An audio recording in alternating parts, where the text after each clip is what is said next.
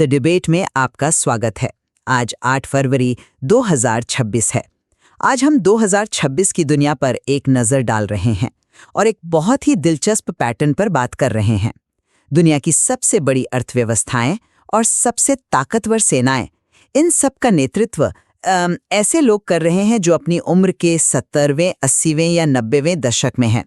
इसे कुछ लोग ज़ोरॉन्टोसी कह रहे हैं, मतलब बुजुर्गों का शासन। और यही आज हमारी चर्चा का बड़ा सवाल है। क्या नेताओं का ये विशाल अनुभव, खासकर आज के त्रिध्रुवीय परमाणु युग की अनिश्चितताओं के बीच, दुनिया में स्थिरता लाता है, या फिर उम्र के साथ आने वाली सोच की सख्ती और पुराने नजरिए की वजह से ये दुनिया को एक बड़े संघर्ष के खतरे की ओर ढकेल रहा है? मेरा मानना है कि ये तजुर्बा ही है जो ताकत के दम पर शांति कायम करने के लिए जरूरी है। और मैं इस नजरिए को चुनौती दूंगा। मेरा तर्क है कि यही उम्रदराज नेतृत्व आज की वैश्विक अस्थिरता का एक बहुत बड़ा कारण है। देखिए, 2026 की दुनिया कोई आसान जगह नहीं है। ये एक जटिल और खतरनाक भू राजनीतिक दौर है। हम अमेरिका, चीन और रूस के बीच एक नए त्रिध्रुवीय परमाणु युग में जी रहे हैं। ऐसे में तजुर्बेकार नेतृत्व एक जरूरत है, कोई बोझ नहीं। जब आप डोनाल्ड ट्रंप, जो 79 के हैं, व्लादिमीर पुतिन 73 के, शी जिनपिंग 72 और नरेंद्र मोदी 75 साल के, जब आप इन नेताओं को देखती हैं तो आप सिर्फ उनकी उम्र नहीं देखती, आप दशकों का संस्थागत अनुभव देखती हैं, शक्ति संतुलन की गहरी समझ देखती हैं। ये वो लोग हैं जिन्होंने शीत युद्ध का अंत देखा है, आतंकवाद के खिलाफ लड़ाई देखी है और वैश्विक आर्थिक संकटों का सामना किया है। 2026 की जो अमेरिकी राष्ट्रीय रक्षा रणनीति है, वो इसी परिपक्व सोच का सबूत है। ये पिछली पीढ़ियों के वो जो आदर्शवाद था और बड़ी बड़ी रणनीतियां थीं, उनको छोड़कर कठोर यथार्थवाद पर ध्यान केंद्रित करती है। मतलब फैसले हकीकत को देखकर लिए जाएंगे, ख्याली पुलाव बनाकर नहीं। और इसी तजुर्बे की वजह से वे ताकत के दम पर शांति कायम करने की नीति पर भरोसे के साथ अमल कर पाते हैं, जहां बातचीत कमजोरी से नहीं बल्कि अपनी ताकत की स्थिति से की जाती है। मैं इस बात से बिल्कुल इत्तेफाक नहीं रखता। मैं इसे एक बिल्कुल अलग नजरिए से देखता हूं। ये ज़ोरॉन्टोक्रेसी कोई वरदान नहीं, बल्कि एक बहुत गहरा और व्यवस्थागत खतरा है। ये नेता आज भी दिमागी तौर पर शीत युद्ध के दौर में जी रहे हैं, जहां दुनिया सिर्फ 2 खेमों में बटी थी। वे आज की तरल बहुध्रुवीय चुनौतियों को समझने और उसके हिसाब से ढलने में संघर्ष कर रहे हैं।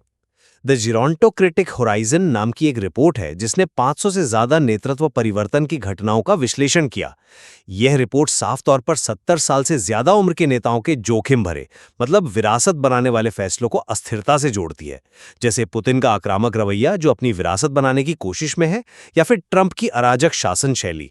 इसी शैली ने ग्रीनलैंड संकट को जन्म दिया था, जब उन्होंने अचानक ग्रीनलैंड खरीदने की कोशिश की, जिससे अमेरिका के डेनमार्क जैसे नेटो सहयोगी के साथ रिश्ते लगभग टूट गए थे। इसका नतीजा, बाजार की घबराहट के कारण अमेरिकी डॉलर का मूल्य 10% तक गिर गया। असली खतरा तो इन नेताओं की उम्र और स्वास्थ्य से जुड़ा है, जिसे हमें एक भू राजनीतिक जोखिम के तौर पर देखना चाहिए। जब 52% अमेरिकी जनता ही अपने राष्ट्रपति की मानसिक फिटनेस पर शक करती है, तो यह सिर्फ एक घरेलू मामला नहीं रह जाता। और जरा सोचिए, इन नेताओं और उनके देश की औसत आबादी की उम्र में 40 साल से भी ज्यादा का फासला है। यह एक खतरनाक अलगाव पैदा करता है, जहां एनालॉग नेटिव्स, मतलब पुरानी दुनिया के लोग, एक डिजिटल दुनिया पर राज कर रहे हैं। आप जिसे सोच की सख्ती कह रही हैं, मैं उसे स्थिरता और ठहराव कहती हूँ। ये वो नेता हैं जो परमाणु युद्ध की भयावहता को किसी भी नए युवा नेता से बेहतर समझते हैं। उन्होंने दशकों तक इस खतरे के साए में कूटनीति की है। 2026 की राष्ट्रीय रक्षा रणनीति को ही देख लीजिए। इसमें साफ लिखा है कि चीन के साथ सीधे टकराव से बचना है और किसी भी तनाव को कम करने के लिए पीपल्स लिबरेशन आर्मी के साथ, मतलब सैन्य स्तर पर, बातचीत के रास्ते खुले रखने हैं। ये कोई डर नहीं है, ये अनुभव से पैदा हुई समझदारी है। उनका लक्ष्य चीन पर हावी होना नहीं है, बल्कि एक ऐसा शक्ति संतुलन बनाना है जिससे शांति बनी रहे। ये एक बहुत ही खतरनाक गलतफहमी है। ये सोचना कि वे स्थिरता चाहते हैं, ये तो भोलापन होगा। यूएसआईपी की एक रिपोर्ट इसी नतीजे पर पहुंची है कि पुतिन और शी असल में रणनीतिक स्थिरता चाहते ही नहीं हैं। वे तो अपने भू राजनीतिक फायदे के लिए अस्थिरता का इस्तेमाल करना चाहते हैं। उनका अनुभव उन्हें संयम नहीं सिखाता, बल्कि उन्हें पुरानी शिकायतों और शून्य संचय सोच में जकड़ देता है। शून्य संचय सोच मतलब ऐसी सोच जहां किसी एक की जीत दूसरे की हार ही होती है। वे एक ऐसी दुनिया पर पुरानी रणनीतियां थोप रहे हैं जो एआई, हाइपरसोनिक हथियारों और ड्रोन जैसे नए और अस्थिर करने वाले कारकों से भरी हुई है। ये तो ऐसा है जैसे आप किसी को शतरंज खेलने के लिए बैठा दें जिसे सिर्फ लूडो के नियम पता हों। मैं आपकी चिंता समझ रही हूँ, लेकिन मैं इसे अलग तरह से देखती हूँ। दुनिया में इन नए अस्थिर करने वाले कारकों की मौजूदगी ही तो अनुभवी नेतृत्व को और भी जरूरी बना देती है। एक ऐसा नेता जो दशकों से अंतर्राष्ट्रीय संबंधों को संभाल रहा है, वो एक हाइपरसोनिक मिसाइल के सामरिक असर को किसी नए अनुभवीहीन नेता की तुलना में कहीं बेहतर समझ सकता है। ये सिर्फ नियमों को जानने के बारे में नहीं है, बल्कि खेल की गहरी समझ के बारे में है, जिसमें ये जानना भी शामिल है कि कब दांव नहीं चलना है। हाँ, पर ये इस धारणा पर आधारित है कि वो सीखने और हालात के हिसाब से ढलने में सक्षम है। जब हम देखते हैं कि अमेरिकी डॉलर का मूल्य 10% गिर गया क्योंकि बाजार अराजक शासन और अप्रत्याशितता से थक चुके हैं, तो ये अनुभव नहीं है जो स्थिरता ला रहा है। ये एक व्यक्तिगत शैली है जो वैश्विक व्यवस्था में झटके पैदा कर रही है। उनका अनुभव उन्हें पूर्वानुमान के लायक नहीं बनाता, ये उन्हें अपनी आदतों में और भी कठोर बना देता है। जब एक ट्वीट से बाजार हिल सकता है या एक सहयोगी नाराज हो सकता है, तो हम इसे स्थिरता कैसे कह सकते हैं? अच्छा, अब आते हैं सहयोगियों के मुद्दे पर। अमेरिका फर्स्ट का मतलब अमेरिका अकेला नहीं है। सहयोगियों से ये मांग करना कि वो अपनी रक्षा पर अपनी जीडीपी का 5% खर्च करें एक यथार्थवादी नीति है। यह असल में गठबंधनों को मजबूत करती है। यह उन्हें अमेरिकी सब्सिडी पर निर्भर रहने के बजाय मजबूत भागीदार बनने के लिए मजबूर करती है। यह एक अनुभवी नेता का साहसिक कदम है जो लोकप्रियता के बजाय लंबी अवधि की स्थिरता को प्राथमिकता देता है। यह साझेदारी को फिर से संतुलित करने के बारे में है ताकि हर कोई अपनी जिम्मेदारी उठाए कर रहा है और अमेरिकी विश्वसनीयता को कम कर रहा है। ग्रीनलैंड संकट ने नाटो के भीतर दरारें पैदा कर दी और अभी हाल ही में जनवरी 2026 में ब्रिटेन के प्रधानमंत्री कीर स्टारमर का बीजिंग का विवादास्पद दौरा, वो इस बात का सबूत है कि पारंपरिक सहयोगी भी अमेरिकी अनिश्चितता से बचने के लिए दूसरे रास्ते तलाश रहे हैं।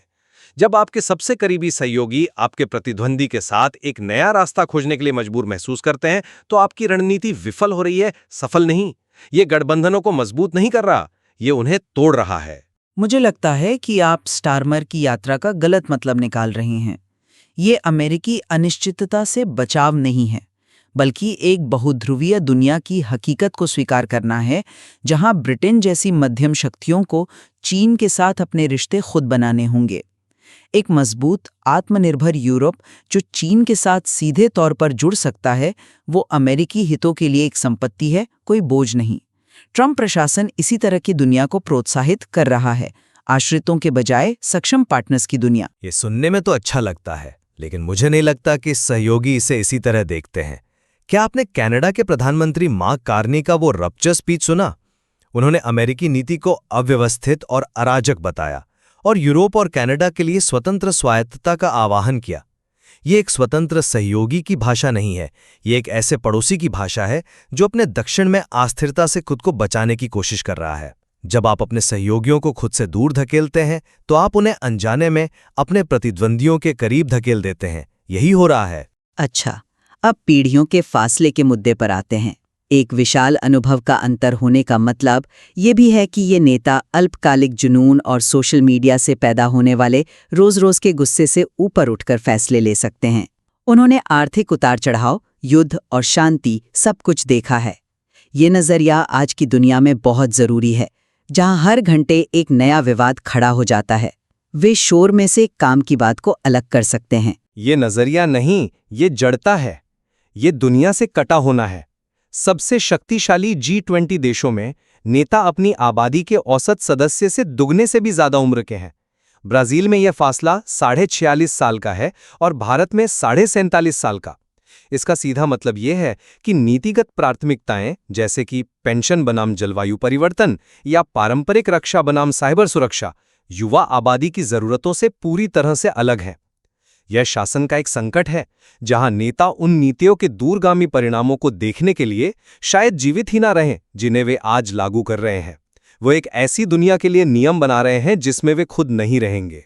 नरेंद्र मोदी को देखिए, 75 साल की उम्र में वो एक ऐसे देश का नेतृत्व कर रहे हैं जिसकी औसत आयु 30 साल से भी कम है, और वे एक तकनीक सक्षम कल्याणकारी राज्य बना रहे हैं जो सीधे युवा आबादी को लक्षित करता है। ये अलगाव का नहीं बल्कि अनुकूलन का सबूत है।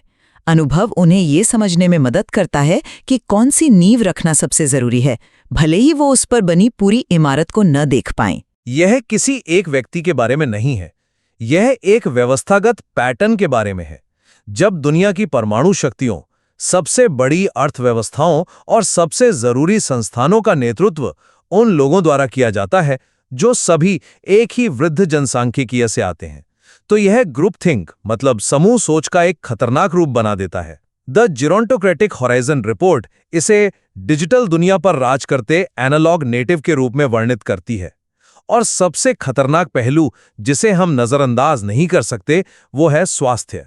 यह भू राजनीतिक जोखिम के रूप में मृत्यु दर है।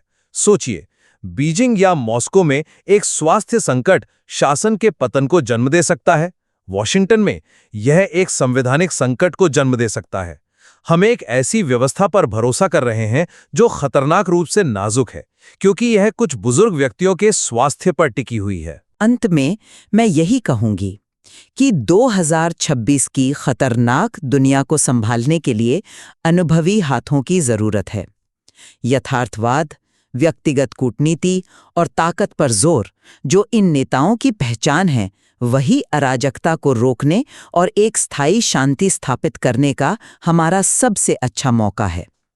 ताकत के दम पर शांति सिर्फ एक नारा नहीं है, ये दशकों के कठिन अनुभव से सीखी गई एक रणनीति है।